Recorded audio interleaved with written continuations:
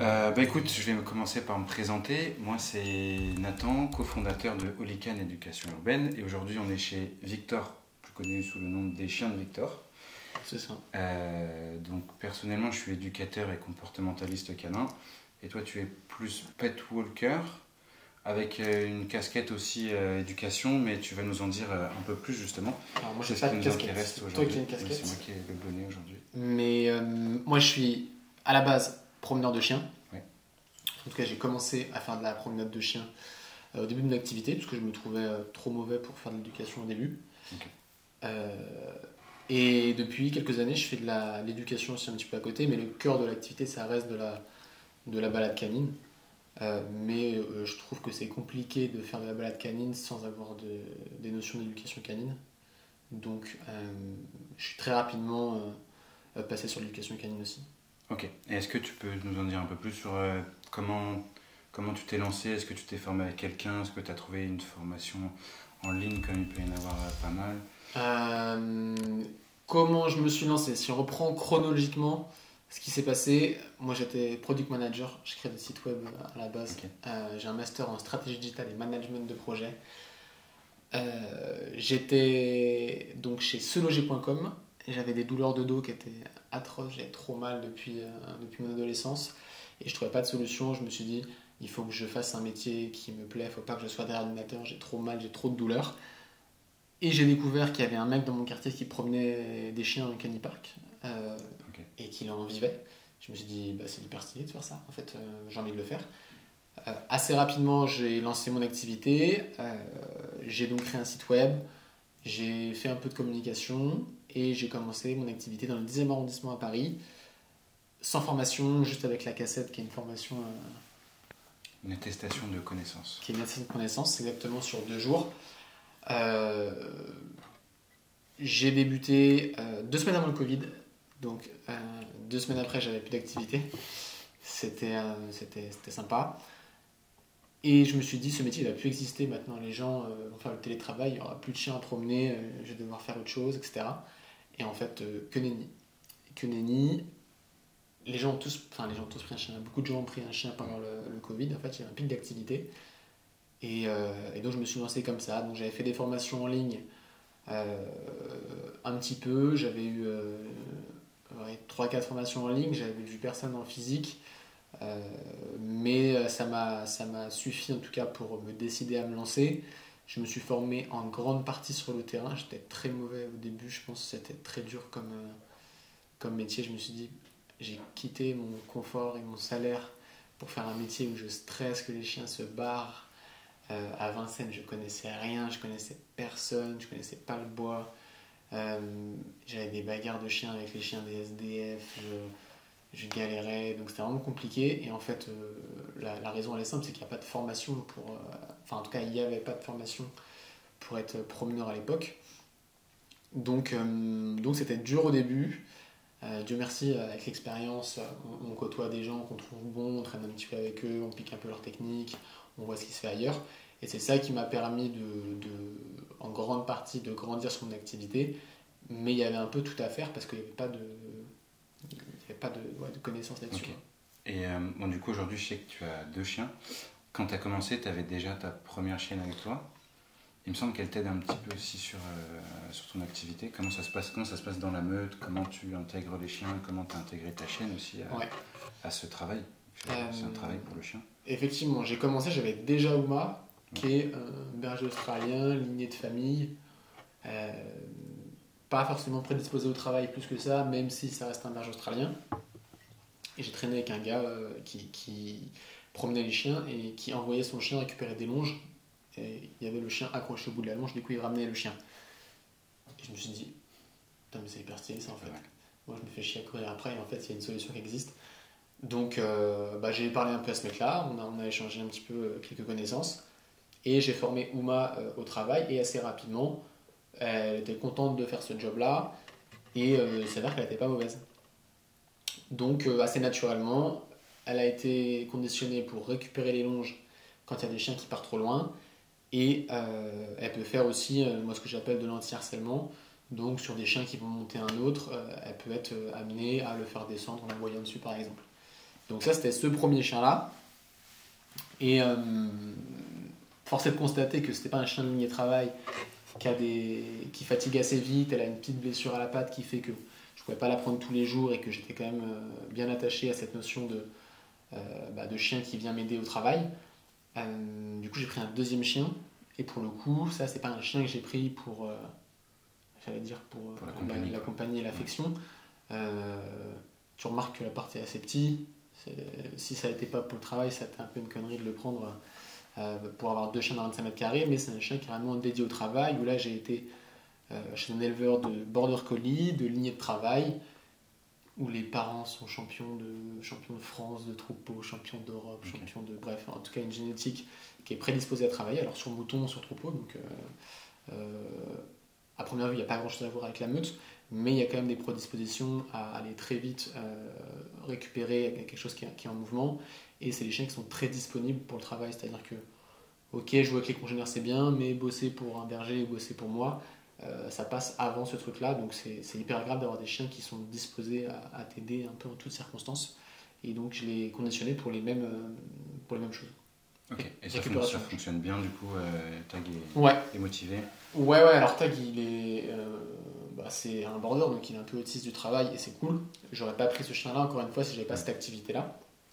Mais oui, il est très motivé. Est-ce qu'il préfère le troupeau à la meute? Je sais pas, on fait les deux. Et les enseignements du troupeau m'ont permis aussi à développer certaines compétences dont j'ai besoin pour la meute. Parce que ça reste, je peux lui demander de pincer sur demande comme avec les moutons, le berger le fait. Et donc ça permet d'avoir un apprentissage où vraiment il a un travail de l'œil, où il peut aider à déplacer des chiens juste avec le regard, un peu comme il le fait avec les moutons. Donc ça c'est hyper intéressant. Il y a certaines situations où ça sert bien, et il y en a d'autres où c'est pas du tout utile. Mais c'est un peu le rôle du bad cop et good cop. Ouais. Sachant que je suis le good cop dans l'histoire et que lui il est un peu le bad cop, alors ça l'empêche pas de jouer avec les autres chiens, ça l'empêche pas d'être sociable et de bien aimer être avec eux, mais il sait que quand il est en meute il a un peu une casquette de policier quoi. Ok, très bien. Et parfois tu les fais bosser en binôme les deux, ça m'intéresse. Ou est-ce que tu les fais alterner du coup pour qu'ils puissent se reposer en fonction des jours, des meutes? Alors j'ai essayé de les faire bosser en binôme et je parle aussi. Ok. En fait, les deux, ils veulent être le premier sur la longe. Une fois qu'ils ont la longe, ils se tirent entre le chien finalement il avance pas, j'arrive pas à récupérer. Et la volonté première à la base c'était de soulager un peu Uma de ce travail-là, parce qu'Uma a une petite blessure à la patte qui fait que avant je la prenais 5 jours dans la semaine, mais au 3e jour elle me regardait quand j'ouvrais la porte pour sortir, elle me disait mec, je veux pas sortir, laisse-moi tranquille. Donc là, sur un système d'un jour sur 2, ça permet de trouver un équilibre, ça permet que je sois pas tout le temps avec mes chiens et qu'il n'y ait pas de surattachement aussi. Voilà, des fois on se voit pas de la journée, il y en a un qui est à l'appart, je prends l'autre. Et j'ai trouvé mon équilibre comme ça fonctionne bien. Il y a vraiment un seul chien qui bosse avec moi et j'ai pas à dire attends. Uma le pied, tac, vas-y, Uma a envie d'y aller, ou réciproquement. Ça me facilite pas mal de galères, mais voilà, ça tourne très bien comme ça. Ok, ouais, ils sont mis un peu en compétition sur le travail du coup. Ouais, exactement. Exactement. Ouais, je vois très bien. Ok, mais hyper intéressant en tout cas. Et ça fait écho à pas mal de choses que moi j'ai vécues. Alors moi les meutes c'est pas du tout mon truc. Quand j'ai plus de 3 chiens avec moi, je trouve ça très très dur et j'ai beaucoup de respect pour les promeneurs qui arrivent à gérer des meutes entières. C'est pour ça que je préfère me concentrer sur l'éducation. Mais j'ai une chienne qui est aussi un petit peu blessée, qui peut intervenir parfois sur des altercations de chiens, plus dans les groupes de travail avec tous les humains et tout. Ouais. Du coup, ça fait écho, je comprends, et j'ai fait un peu de mouton aussi avec elle. D'accord. Ça t'apprend énormément. En plus, ça permet de remettre la casquette de l'élève et te remettre dans la peau de on me dit de faire ça, il faut que je pose les bonnes questions pour comprendre, etc. Et c'est hyper intéressant. Ouais. Où est-ce que tu vas faire d'ailleurs du mouton, petite parenthèse? Alors, tu as plusieurs assos qui existent. Dans le 28, tu avais une asso, mais c'était un peu compliqué d'y aller, on n'avait pas tout le temps. Donc j'ai arrêté d'y aller là-bas, mais c'est là où on l'a déclaré au travail.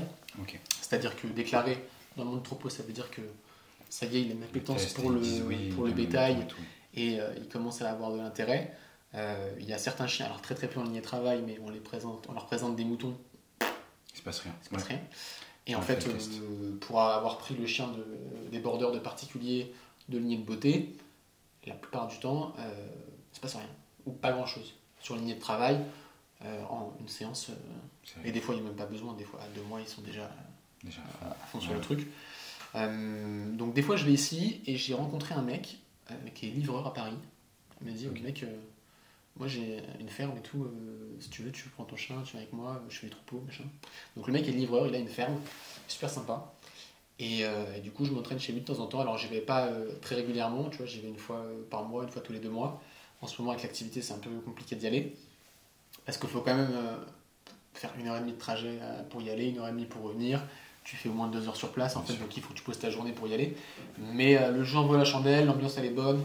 Moi, j'aime bien et j'aime bien ce truc de collaborer avec le chien, je trouve ça cool.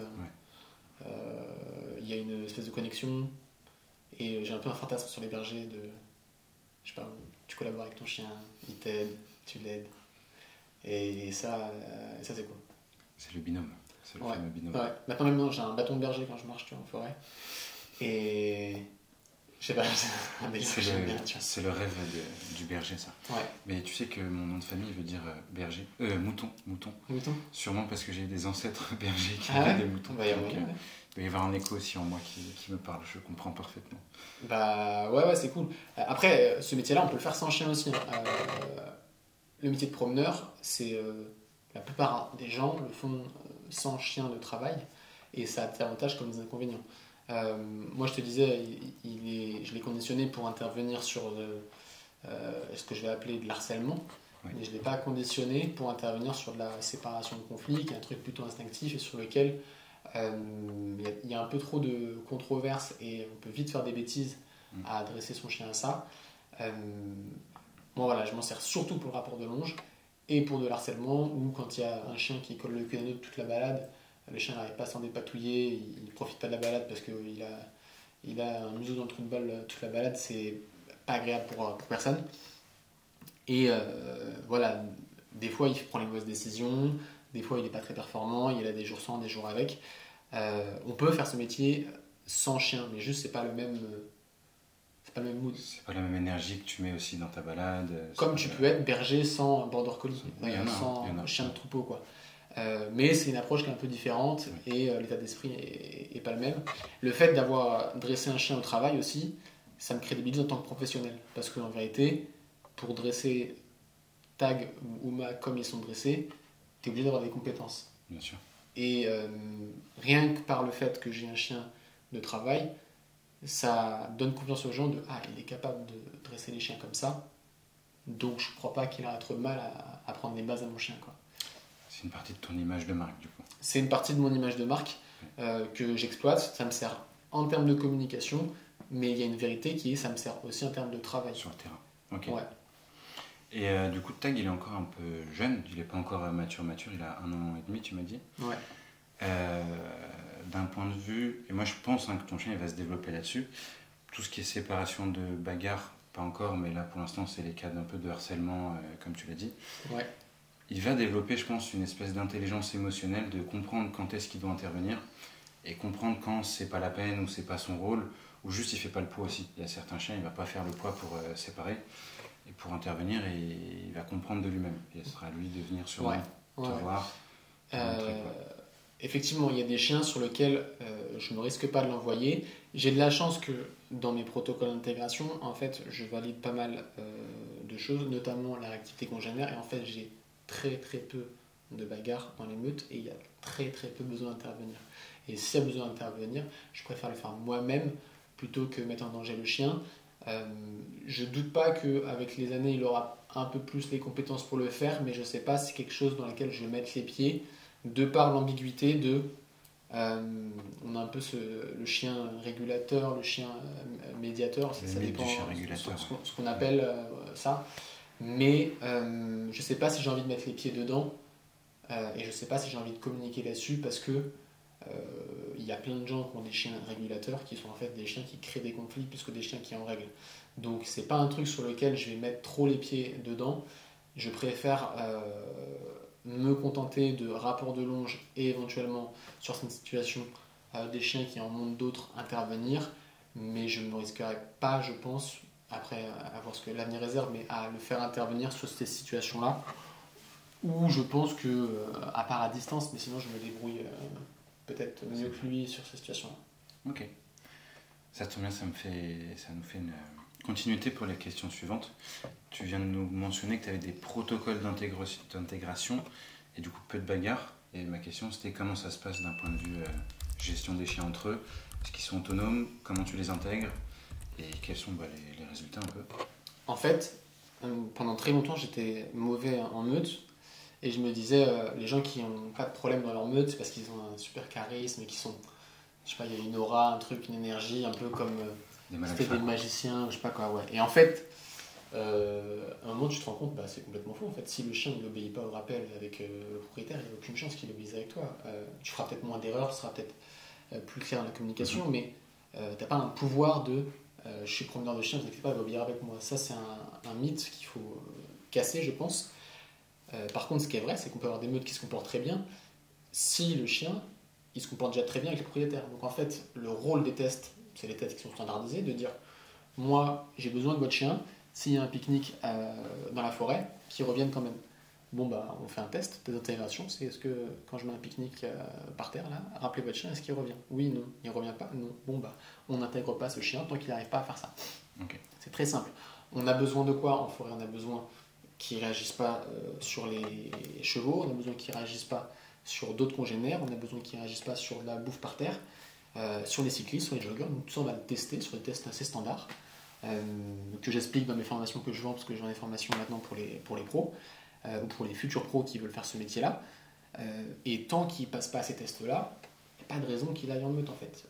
Si le propriétaire n'arrive pas à le gérer tout seul avec son chien, pas de raison que moi, avec 10, 20 chiens, je gère mieux le chien qui y va. Et si le chien va, je prends un exemple sur un cheval, bah moi, pour aller récupérer le chien, je vais devoir déplacer une meute de 10, 15 vers le cheval, ce qui est encore plus dangereux. Donc la règle à dire, c'est bah, tant qu'il n'a pas le niveau, il ne va pas en meute. Mais il peut aller en meute, mais on va travailler pour qu'il y aille. Et en fait, maintenant, la stratégie que j'ai et qui fonctionne et qui a changé, moi, un petit peu l'état d'esprit des meutes, c'est de dire, en fait, on fait un travail en amont, peu importe la race. Alors, il y a des chiens qui vont être plus nuls au rappel que d'autres. Il y a des chiens qui vont plus avoir des problèmes de réactivité, de jogger, vélo. Mais il faut un niveau au moins minimum qui est de la non-réactivité là-dessus. Ok. Et du coup, ça se passe bien. Et ça change tout. Ça change tout parce que le premier jour, on n'est pas en train de serrer les fesses de ah, est-ce qu'il va attaquer le jogger? Ah, est-ce qu'il va. Et en fait, le métier est très mal vu dans les forêts. En tout cas, il y a pas mal de controverses sur ce métier-là parce qu'il y a des problèmes avec l'usage du bois. Mais comprenons que, je sais pas, j'ai peur des chiens, et je vois une meute de 10, et un chien commence à me gueuler dessus, ou à me pincer le cul, et le promeneur, il découvre, il peut rien faire, ou même s'il le sait déjà, il sait même pas comment gérer ça, bah, c'est problématique, c'est normal qu'on soit très mal vu dans les forêts, donc il y a un vrai enjeu, et moi c'était une des raisons aussi pour lesquelles j'ai fait la formation pour les pros, c'est de me dire, je vais quand même sauver mon cul pour essayer de sauver la profession, en disant bah attendez, il y a une solution pour ça et n'intégrez pas un chien qui n'a pas le niveau. Et moi je vois quelques personnes là, qui veulent intégrer le chien dans la meute. Oui, il a déjà fait de la meute, il était chez un tel ou un tel.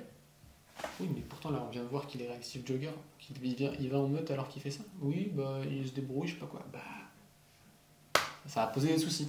Donc j'essaie d'avoir cette éthique là de travail pour être bien vu dans les forêts où je vais, et a priori pour l'instant ça se passe plutôt bien. Mais je comprends un petit peu cette réputation de juste personne qui promène des chiens et qui ne sait pas gérer et qui se fait de la thune sur des chiens alors qu'il y a vraiment des compétences à avoir, il y a des protocoles à suivre qui, à mon avis, seront au bénéfice de la profession et pourront faire perdurer la profession. Et je pense que sans ça, on a déjà des petites histoires à Vincennes où les gens doivent payer une redevance et puis ils sont contrôlés par la brigade à cheval et puis ils se font insulter par les joggers. Et en fait, il y a une vérité, c'est qu'il n'y a pas de tomber sans feu, quoi. Donc c'est à tout le monde de se professionnaliser dans cette activité-là. Comme le métier d'éducateur s'est vachement professionnalisé aussi depuis 5-10 ans, maintenant on a vraiment des compétences qui sont importantes, je pense. Ok. Et du coup, c'est quoi, toi, malgré les protocoles et la professionnalisation que tu as mis dans ton métier, la pire histoire qui t'est arrivée? L'histoire où tu t'es dit, mais comment je vais m'en sortir? Je pense que le pire qui peut arriver à un promeneur de chien, c'est perdre un chien. Donc moi j'ai déjà perdu un chien c'était de 11h à 18h. Ouais, ça Et ça, c'est un peu long. t'as la gorge qui est bien sèche. Ouais. T'as la gorge qui est bien sèche. Malgré tous les protocoles d'intégration, alors je les ai renforcés depuis, ça a été une bonne expérience à la fin, mais je me suis chié dessus. Au sens figuré, pas au sens propre. Hein. Enfin, je crois pas, je me rappelle plus, mais je crois. C'est que le chien passe les tests d'intégration. Ok, dans les protocoles, moi le chien il est en ceinture de sécurité à l'avant. Ça se passe très bien, première balade, nickel. À l'époque, j'avais juste un AirTag sur les chiens. Deuxième balade, on l'a fait, sauf que je mets le chien à l'arrière dans mon camion avec des cages. Et je suspecte en fait que ce soit ça, c'est que j'ai un Basenji qui fait du bruit quand on sort de la forêt, très excité. Je sais pas si tu vois le bruit d'un Basenji. Ça aboie pas vraiment, ouais. Ça C'est- fait des espèces de Tu te vocalises. dis, mais qu'est-ce que c'est que ce bruit? Ouais. Le chien était à la cage à côté, je pense qu'il a eu peur. Quand je l'ai sorti de la cage, je le pose au sol, je lâche la laisse. Les filets. Ciao, bye, je le revois plus. Sur le AirTag, ça me disait, bah ok, on a perdu le chien ici, mais le AirTag, c'est un système Bluetooth, ça dit pas où il est. Et du coup, moi je l'ai cherché dans la forêt, à appeler les propriétaires. Ouais, j'ai perdu votre chien, est-ce que vous pouvez venir, machin, m'aider, peut-être qu'il reviendra avec vous, je sais pas quoi. Et on cherche, t'as tous les autres chiens à gérer aussi pendant ce temps-là, donc tu passes ta balade à crier. C'est un chien qui s'appelle Styx. Styx, viens ici, bref. Et heureusement, j'ai le numéro de téléphone sur les colliers. À 18h, on reçoit un appel. Bonjour, on a trouvé votre chien en haut de la forêt, à côté du cimetière. En fait, le chien était se cachait à 100 mètres. Nous, on l'a cherché dans la forêt pendant je sais pas, 5h ou 6h. Et il était juste à côté, mais il voulait pas sortir, il avait peur. Donc maintenant, j'ai renforcé encore les tests. Et maintenant, les chiens, ils commencent avec un GPS, pour le coup, à système de puce avec la 4G, qui fait que s'il y a un incident, et ben, on peut le retrouver quand même. Mais voilà, c'est la grosse frayeur qui m'a bien calmé. C'est arrivé cette fois-là. On apprend de ses erreurs et on fait en sorte qu'il y ait le moins de risques possible. Mais encore une fois, c'est un truc qui peut arriver même si tu promènes un chien, même sur ton propre chien. En fait, tu as des gens qui arrivent à perdre leur chien en promenant leur propre chien parce qu'un coup de feu, parce que ci, parce que ça. Ça reste du vivant, hein, de toute façon. Ouais. On a beau tout mettre en place. Parfois, il y a l'élément contextuel qui fait que. Ouais, il faut juste se dire que faut en être conscient, effectivement. quand on promène 10 chiens, on a 10 fois plus de risques que ça arrive, factuellement, mathématiquement. En plus de ça, les premières balades, on n'a pas de relation avec le chien. Alors, on a une relation qu'on peut créer, encore une fois, avec les intégrations, les premières séances, mais s'il y a un incident, s'il y a un danger, on n'est pour l'instant pas le repère du chien. Ouais. Donc, il est possible que l'option de fuite, parfois, elles soient privilégiées là-dessus. D'où le fait d'avoir un chien de travail. Si moi je vois qu'il y a un chien qui a peur, qui est nouveau et tout, alors au début pareil, il y a un protocole dans les premières, pas à lâcher comme ça, il doit être encore en longe au début, bref. Mais si Tag il court très vite, si je vois qu'il y a un chien qui se barre, il peut aller plus vite que lui, récupérer la longe et tirer. Ça c'est un avantage qui est non négligeable. Et voilà, ça ne peut plus arriver. Je rassure tout le monde parce que je veux dire, on va pas le mettre à Victor. Il y a des... Voilà, c'est une expérience qui forme, il y a des actions qui ont été prises pour essayer que ça n'arrive plus plutôt. Et je touche du bois pour pas que ça arrive. Très bien. J'ai une question toute simple. Il y a une catégorie de chiens qui, je pense, peut courir plus vite que ton chien, les lévriers. Ouais. Comment ça se passe avec eux? Tu arrives à les intégrer? Ils suivent les protocoles? Ouais. Alors franchement, les lévriers de Paris, Ils sont plutôt c'est pas des gros sprinters, en tout cas, Tag, j'avais mesuré, il court à 55. Ok. C'est pas mal. déjà. C'est déjà pas mal. En vérité, alors j'ai sûrement des chiens qui courent plus vite, hein, mais quand le chien vient en meute, il se dit pas je vais essayer de me barrer de la meute et de voir si je cours plus vite que Tag, tu vois, il est en meute avec les autres chiens, il kiffe sur le principe. Encore une fois, ça arrive très très peu, enfin, voilà, de perdre un chien, ça doit être de l'ordre de l'exceptionnel. Ça doit être de l'ordre de l'exceptionnel. Et encore une fois, j'ai de la chance parce que j'ai monté une équipe pour aller le chercher et les gens répondaient présents. Et moi, en tout cas, dans l'entourage que j'ai, il y a une espèce de solidarité entre promeneurs qui fait que j'avais des mecs qui étaient prêts à m'aider pour aller le chercher. Mais bref. Oui, il y a des chiens qui courent plus vite que Tag. Il y a même des chiens qui ont une difficulté, les chiens qui sont plus lourds que lui. La plupart des chiens, ils sont attachés au harnais. En fait, il ne peut pas tirer un chien qui fait 30 kg s'il veut pas le suivre, quoi. Ouais. Donc vraiment, le chien de travail, c'est une béquille. C'est pas se reposer sur lui. C'est vraiment, si besoin, ou moi par exemple, pour les ramener de la forêt jusqu'au camion, il y en a plein, ils se pointent 15 mètres devant le camion, ils veulent pas rentrer. Tu les appelles, ils veulent pas rentrer dans la cage parce qu'ils vont rentrer dans les apparts après. Bon, bah j'envoie mon chien le chercher, ils m'aident au moins à stopper le chien, j'arrive, je marche, je prends le truc, voilà, c'est une petite béquille. Mais la logique des chiens, ils sont quand même là pour kiffer en forêt, ils sont contents d'être avec moi et de jouer avec les congénères. Donc je me dis pas, oh, putain, le soleil est plus rapide que le tac, ça va être chaud. Tout.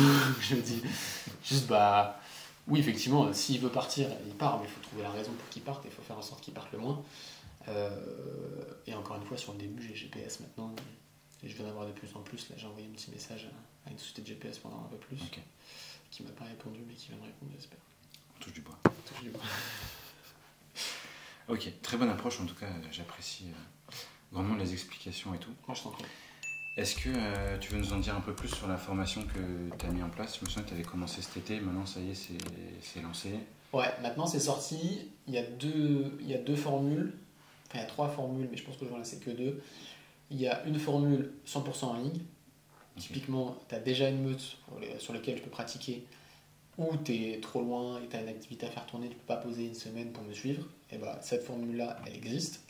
Où il y a une dizaine d'heures actuellement, qui est un système clé en main avec une première partie qui est sur comment trouver des clients, comment faire ta com, comment avoir une stratégie, les contrats, le business plan, les assurances, la loi, enfin un peu tout le truc de comment on commence une activité de promenade de chien et comment on arrive à en vivre. Donc il y a une grosse partie là-dessus. Après il y a une partie sur le matériel. Le matériel, tout ce qui est quel GPS je prends? Est-ce que je prends des AirTags? Ne faites pas ça. Est-ce que je prends des GPS 4G? Est-ce que je prends un utilitaire? Est-ce que je prends un vélo cargo? Comment je choisis ma forêt? Est-ce que je choisis des cages? Est-ce que je choisis pas de cages? Bref, toutes les questions qu'on se pose pour commencer.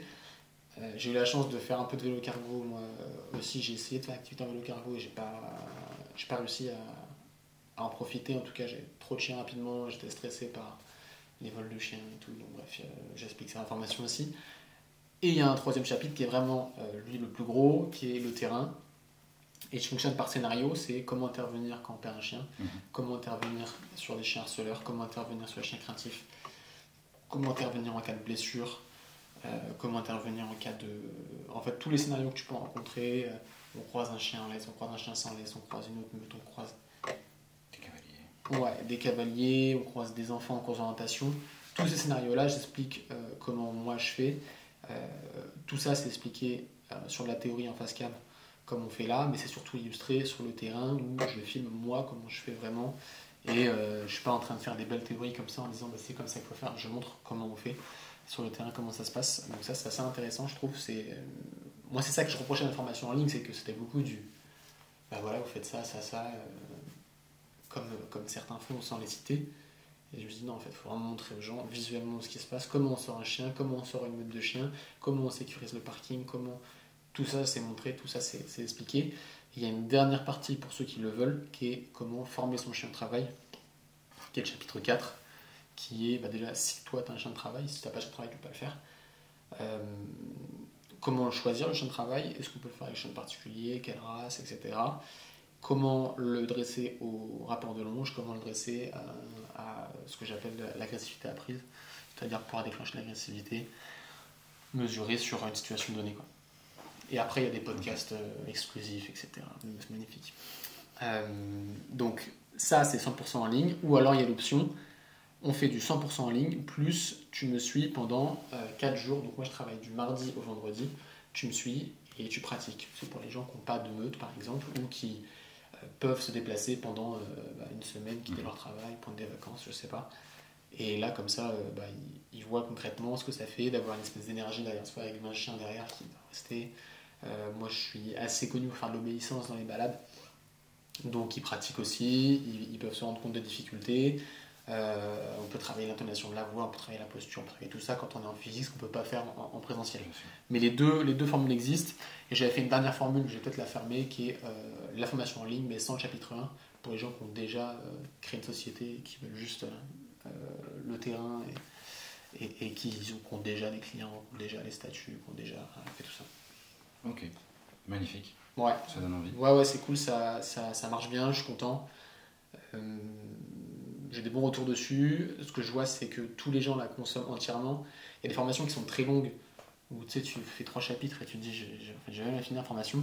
Là, quasiment tout le monde finit la formation en entier. Alors, elle est plutôt courte, elle est plutôt, je veux dire, chère, mais je suis content. Comme ça, les gens se rendent compte que, ok, j'ai investi cet argent-là et je la finis en entier. Et ça, les gens qui l'ont pris, en tout cas, ont une activité là qui tourne bien pour 90%.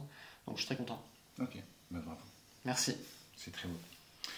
Moi, j'ai fait le tour des questions qui m'intéressaient chez un promeneur, chez le promeneur que tu es. Je ne sais pas si tu vois d'autres choses à rajouter qui pourraient être pertinentes, que tu as envie de partager avec un éducateur canin. Ouais, il y a des. Alors, moi j'ai l'impression, en tout cas, sur la balade en meute, il y a un peu le fantasme de la hiérarchie et de être l'alpha, etc. Moi, je suis pas hyper à l'aise avec ce concept-là. Je sais pas toi ta position là-dessus, mais moi, je suis plutôt ok avec la hiérarchie. Je suis plutôt ok de dire ok, on dit qu'il y a une hiérarchie. Je suis pas sûr qu'elle soit pyramidale et je vois pas mal de contenus, surtout américains, qui ont une espèce de vision de faut être le mâle alpha, etc. Et ça, en tout cas, moi, dans la pratique que j'ai, je remettrai un peu en cause. Je pense qu'il y a une hiérarchie qui est plutôt à titre des individus. C'est-à-dire que moi, je peux te dominer, toi, tu domines les caméramans et les caméramans me dominent. Enfin bref, je crois un peu à ce truc-là. Il y a très peu de... Comme je dis, il y a très peu de conflits. En fait, les chiens, ils sont plutôt dans l'affiliation assez rapidement entre eux. Et il y en a quelques-uns qui ont effectivement des approches où ils vont être dans une confrontation pour avoir un positionnement hiérarchique entre l'un et l'autre. Mais la plupart du temps, en tout cas quand j'intègre un nouveau chien, la philosophie, c'est pas de se dire attends, ils vont tous se taper pour voir qui domine qui, etc. En vérité, quand on intègre un nouveau chien, ils sont contents de le voir, ça se passe très bien. Effectivement, entre certains mâles, on peut avoir des interactions où là, il y a un positionnement hiérarchique, etc. Mais je pense qu'il faut casser un peu cette image de c'est un chef de meute, moi je gère un groupe social de chiens dans lequel je suis responsable. Je vais te dire comment je vois les choses. Pour moi, qu'on ait un chien ou une meute de chiens, en fait, le chien, il évolue dans un monde d'humains, qu'on soit en ville ou en forêt. Au final, même dans la forêt, comme tu l'as dit, il y a des pique-niques, des joggers, des chevaux. Et tout ça, ça correspond à l'humain. Et du coup, il faut que nous, on se positionne comme des managers, en fait. Et le manager, il guide. Il ne fait pas du micromanagement à dire toi, fais exactement ci, exactement ça à tel moment. Il indique ce qu'il faut faire. Et vu que tout le monde lui fait confiance et que lui fait confiance à ses équipes, qui là, en l'occurrence, serait une meute de chiens dans ton cas, ça roule. Et avec ce positionnement-là, en fait, ça permet d'apaiser un peu ces notions de dominance, pas dominance, hiérarchie, pas hiérarchie. Et surtout que le système pyramidal, il a ses limites. Ça voudrait dire qu'à un moment donné, si on le respecte, il y a que ce soit un humain ou un chien, qui est tout en haut de la pyramide dans le monde. Et ça, a priori, d'un point de vue théorique comme pratique, c'est pas possible, quoi. Moi, la position que j'ai par rapport à ça, c'est que je suis responsable de ce groupe de chiens, donc je vais intervenir s'il y a quelque chose qui va mal. Mais si je vais à droite, tous les chiens vont à droite. Donc après, est-ce que c'est ça la hiérarchie? Que les chiens me suivent et que c'est moi qui décide où est-ce qu'on va? Dans ces cas-là, on peut l'appeler comme ça. Mais est-ce que j'interviens en cas de conflit ou en cas de harcèlement, etc. Bien sûr que oui. Bien sûr que oui, je me positionne pour sécuriser le groupe de chiens. Donc voilà. En tout cas, les gros comptes de balade en meute, ils sont surtout américains et ils revendiquent un peu ce truc-là alors on appelle ça leadership maintenant, je sais pas quel équivalent on pourrait trouver en français, mais en réalité, il y a beaucoup de prise de tête sur ça, il y a beaucoup de fantasmes sur ça et je suis pas sûr qu'il faille trop idéaliser ou fantasmer cette notion de chef de meute. En tout cas, c'est plus pour ma partie promeneur de chiens. Moi j'ai des questions un peu concernant en fait je vais te dire mes limites à moi que j'ai en tant qu'éducateur. Moi j'en fais le week-end, en semaine je suis avec la meute et les dieux je fais le week-end souvent. C'est comment tu arrives à faire pour que tes clients tu arrives à les embarquer dans ton protocole de rééducation. Je te prends un exemple. Moi, en meute, je suis très content d'avoir en priorité de la balade en meute de mon activité Ouais. parce que les chiens, ils viennent une fois par semaine. Je sais que j'ai un travail avec eux au moins une fois par semaine et qu'ils vont progresser. Ça se passe pour 90% des clients. En revanche, en éducation, je me sens limité parfois où je finis la séance, je ferme la porte, je me dis mais jamais de la vie il va faire ce que je dis. Et je sens que en fait, il vient de comprendre que ça demande les efforts et que le chien n'a pas évolué. Et moi, je peux rien faire pour ça à part le revoir dans 2 semaines. Et j'ai rarement des fois, je sais que le chien pourrait évoluer et en fait, le chien il n'évolue pas parce que j'arrive pas à les embarquer dans mon protocole. En fait, là, du coup, c'est quand tu travailles surtout sur l'humain. Il faut pas se concentrer sur le chien. Le chien, tu as les connaissances, tu as la compréhension, et a priori, si tu fais ça, c'est que tu sais que tu peux les transmettre. Maintenant, quand tu as un humain en face de toi, lui, il faut lui faire voir ses objectifs. Est-ce qu'ils sont réalisables? En combien de temps? Tout à l'heure, tu parlais de fantasme. Le particulier, je pense qu'il fantasme souvent beaucoup sur oui, mais j'ai un chien de berger, par exemple, ça écoute bien, et du coup, il ne pense pas à s'investir plus que ça. Et en fait, il y a des exercices très simples à mettre en place avec le propriétaire pour lui montrer, mais tu vois que ça ne fonctionne pas. Tu as mis des objectifs tellement élevés alors qu'en fait, tes bases, elles ne sont pas acquises. Et si tu ne mets pas en fait le propriétaire en face des objectifs irréalisables qui sont les siens et du coup lui remettre des objectifs pratico-pratiques sur un temps donné en plus, hein, parce que les cours c'est pas illimité en général, on ne prend pas des cours à vie ou sur 6 mois, non, c'est sur de 1 à 3, 4 mois. Et si tu fais pas ça, la personne elle va dire oui, oui, j'ai le temps, il va prendre ça un peu à la dilettante. Si tu lui présentes correctement ses objectifs de travail, avec des exercices simples et qui comprennent le cheminement de l'exercice, pourquoi je fais ça. Et là, du coup, c'est vraiment retranscrire tout ce que nous on sait sur le comportement du chien, l'apprentissage chez le chien, etc., etc. Il peut comprendre. Mais même comme ça, de toute façon, ça reste du coaching. Il y a des gens qui vont se donner plus que d'autres, plus que de raison, même parfois, il y a des gens qui vont pas aller jusqu'au bout. C'est comme ça, c'est Pierre qui m'a appris ça. Donc Pierre, c'est mon associé que tu connais. C'est pas parce qu'on prend des cours de maths qu'on devient bon en maths. Et on en a pris tous, en général, jusqu'au moins au lycée. Et pourtant, on n'est pas forcément tous très bons en maths. Donc c'est vraiment aussi un truc personnel et parfois, il faut Ouais, en avoir mais conscience. ça veut dire Quoi. concrètement que tu arrives par exemple avec un planning en disant attendez, on prend votre emploi du temps, quand est-ce que vous pouvez bosser, machin, ou c'est un truc où tu dis bah voilà, il faudrait faire au moins un peu tous les jours, ou allez, on va dire au moins 3 séances dans la semaine, où vous-même vous prenez le temps, et tu te dis bon, bah, il s'organisera lui, ou tu dis dans ta séance d'1 heure, tu comprends là, bah, sortez votre calendrier, on va voir dans votre quotidien comment vous pouvez planifier les séances pour être sûr qu'il y ait une espèce d'implication. Alors, moi, ce que je fais, c'est différent. C'est du coup, j'ai la théorie du changement des habitudes, avec des micro-habitudes. Typiquement, le matin, quand tu te réveilles, que tu fais ton café ou ton thé ou ce que tu consommes le matin, travaille d'abord ton chien. Un exercice très simple qui va te faire plaisir et qui va te mettre bien. J'ai gardé des chiens chez moi, je pense que toi aussi ça a déjà dû t'arriver potentiellement, où dès que je me réveille, j'ouvre les yeux, j'ai un chien qui me lèche le visage, etc. Et personnellement, je trouve pas que ce soit un truc agréable. J'adore faire des câlins avec les chiens, mais ok, d'abord, moi je vais mettre en place un petit protocole. Tu vas d'abord dans ton panier, moi je fais couler mon café. Quand le café il est chaud, je le pose, je m'assois, on fait un câlin. Tu retournes à ta place, je peux m'asseoir sur le canapé, ensuite je peux t'appeler et on refait un câlin. Et juste en faisant ça, c'est le moment où moi je fais mon café, et ça je le fais tous les jours, et je me brosse aussi les dents tous les jours, et a priori je mange tous les jours. Et en intégrant du coup des habitudes au chien dans mes habitudes à moi, je permets à l'humain que je coach de travailler sans qu'il prenne du temps en plus sur sa journée. Si tu obliges l'humain à prendre du temps en plus sur sa journée, lui dire c'est une demi-heure ici, 15 minutes par là et 1 heure le soir, c'est compliqué. Lui, il voit une montagne à gravir. Alors qu'en fait, faut lui faire voir les petites marches qu'il a à passer au fur et à mesure. Et en ayant un suivi régulier, ça va aider l'élève, du coup, ce que j'appelle les élèves, à progresser, se voir progresser et à se motiver. D'où réajuster les objectifs en permanence en fait. Ok. Et toi, tu fonctionnes par forfait de, je sais plus, c'était 4 cours, un truc comme ça? 4, 8, 12. 4, 8, 12. Parce qu'en gros, on a des espèces de modules de travail qui vont être centrés sur la maison, la ville, et après la gestion d'un chien au bois, avec les congénères, tout ce qui va être social, etc. Et on peut les dupliquer en fait, finalement à l'infini. Et... D'accord. Je parlais avec un mec qui est en Bretagne, où lui, sur la problématique que j'ai moi, il a arrêté de faire des cours à l'heure Il dit maintenant je fais des cours, c'est la journée. Et comme ça, il a une marge de progression qui est folle entre 9h du matin et 16h. Il prend que 2 chiens, il alterne, il fait 1 heure et 1 heure l'autre. Mais c'est le système qu'il a trouvé. Vous, pourquoi vous passez pas sur un système comme ça? Bon, a priori, tu n'as pas trop de problématiques là-dessus, mais est-ce que ça serait un truc qui pourrait vous séduire, ça? Ça serait hyper intéressant. N'oublie pas une chose, c'est qu'on est en région parisienne. Et que du coup, on travaille avec des Parisiens qui sont pressés, qui n'ont pas le temps souvent, et ce qui va avec. Ouais.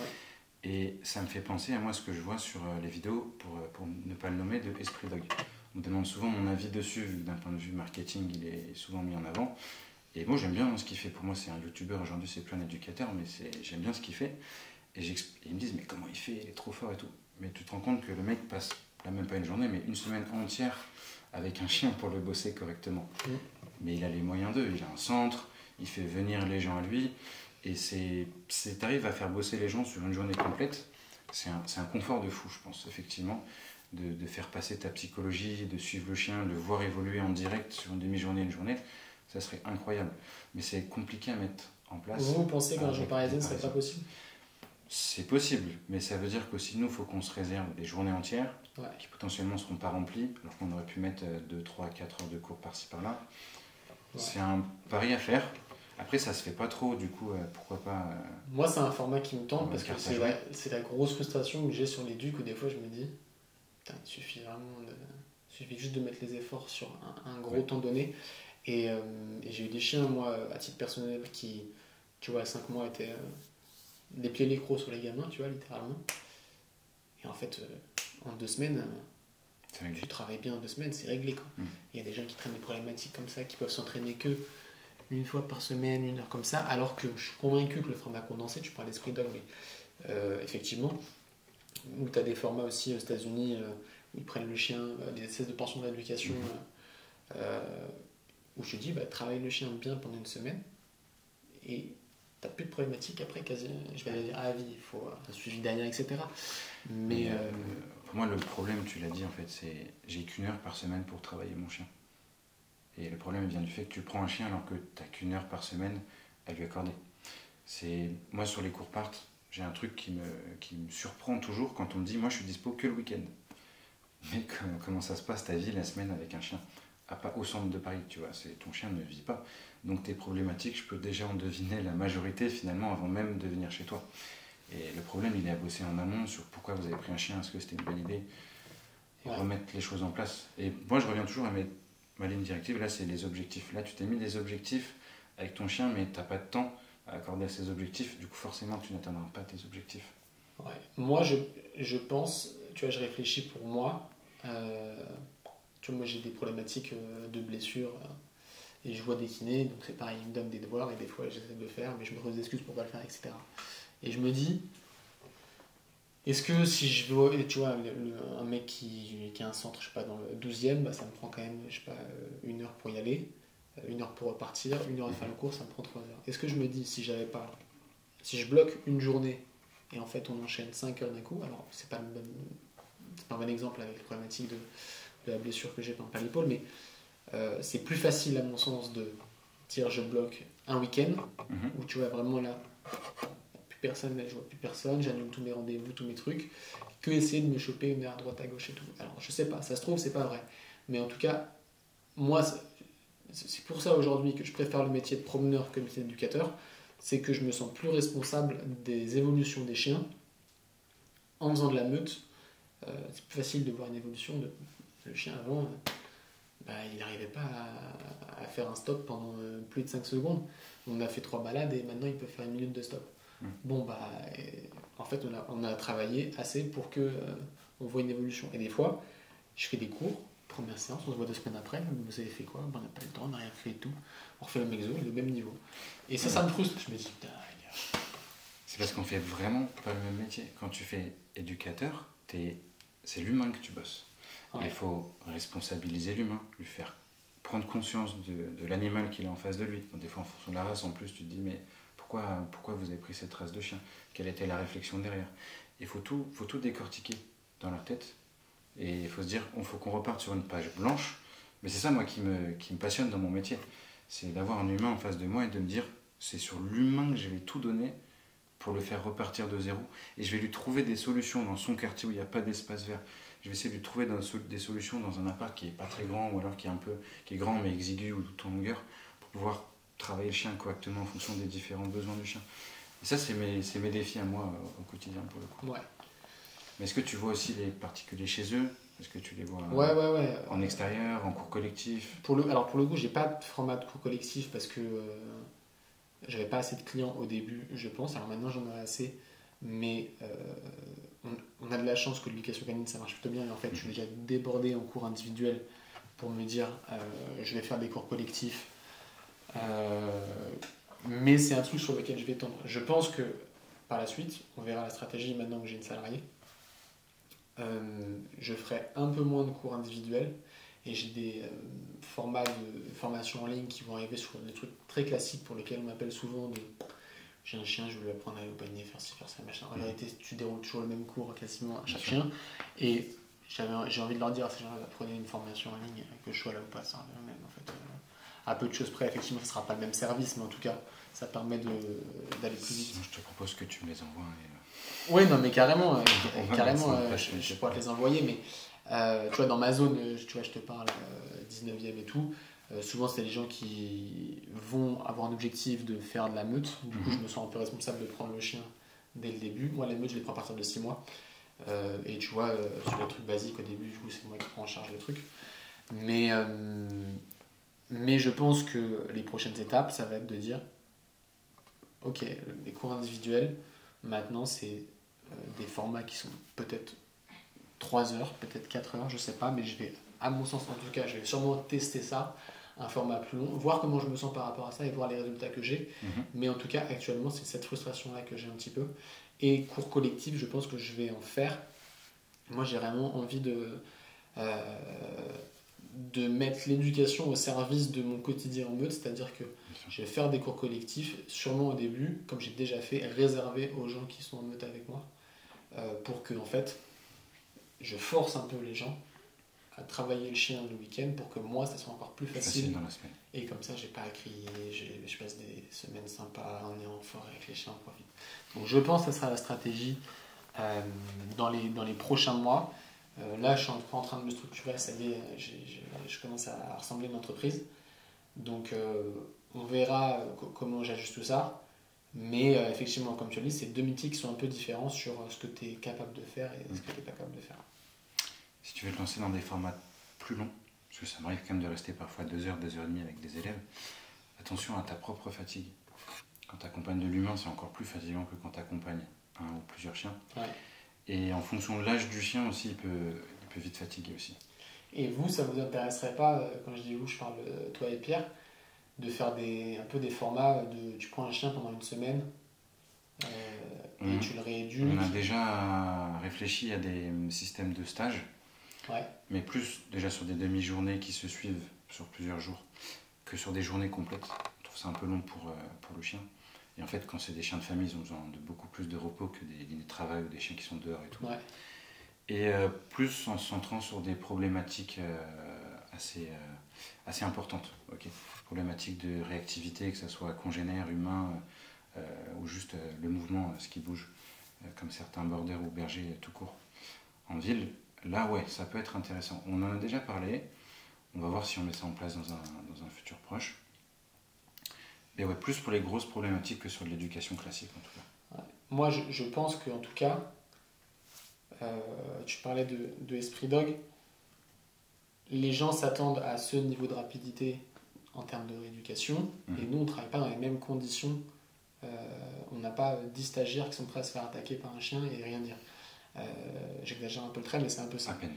Et je pense que, à mon avis, il y a un truc à exploiter là-dessus en disant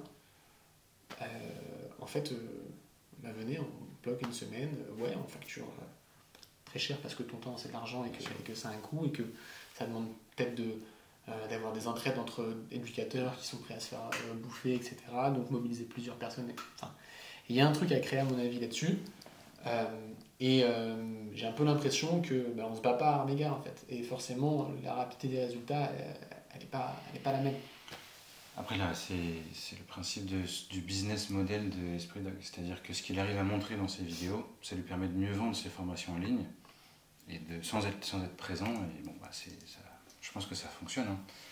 Mais à voir sur le terrain, moi pour l'avoir jamais vécu sur le terrain, tu vois, j'aimerais bien passer une semaine en immersion chez lui pour voir vraiment comment ça se passe. Est-ce que du coup il est tout le temps là? Est-ce qu'il est tout le temps avec le chien? Est-ce que des fois il dit juste jouer avec le chien toute l'après-midi et il s'en va? À quel point justement il suit le chien sur la semaine comme ça? Ouais. Moi en tout cas, l'expérience que j'ai pour connaître un petit peu Alexis et du chien, sur les formats de stage, par exemple de réactivité, il y a des super résultats sur une demi-journée que tu n'aurais pas pu avoir sur une journée, en fait, sur une heure de cours. Parce que tu as le temps que le chien est fatigué, qu'il sature un peu, etc. Donc, à mon avis, c'est des formats qui ont de l'avenir là-dessus. Le collègue Hugo en Bretagne, lui, me dit qu'il y a des super résultats aussi. Donc, moi, à mon avis, l'éduc, je tendrais plus là-dessus à terme. À voir, ça se trouve, les résultats, je dirais, en fait, c'est pareil. Où les gens, c'est pas arrangeant dans Paris, ils veulent pas et tout. Mais il y a un truc, à mon avis, à tester sur l'avenir de ce truc-là, quoi. Bah, écoute, je pense qu'on va se pencher dessus aussi. On va voir ça. Ok. Et réfléchir. Voilà. Après, je réfléchis à d'autres questions, mais alors, je vois un peu ce que vous communiquez sur les réseaux.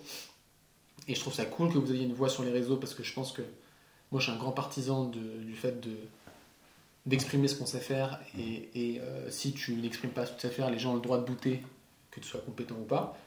Donc non, moi je vous encourage sur les réseaux, je trouve ça cool ce que vous faites. Je sais pas, j'ai jamais fait une séance avec vous, mais avec plaisir pour faire une petite recherche de personnes à l'avenir. Surchauffe.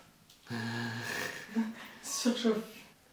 Ok, mais ouais, tout ça pour dire, oui, avec plaisir, une petite séance de pistage, du man trailing en fait, pour être exact, c'est différent du pistage français. Mais pour le coup, là, c'est sur des demi-journées. Du coup, on a plusieurs chiens et on les fait tourner chacun à leur tour. Et du coup, chaque personne voit les autres chiens aussi en fonction des différents niveaux. C'est assez intéressant. Mais c'est du travail de chien, c'est pas de l'éducation ou de la rééducation. Ouais. C'est ça que c'est un peu différent. Mais je pense que tu as des super résultats ouais.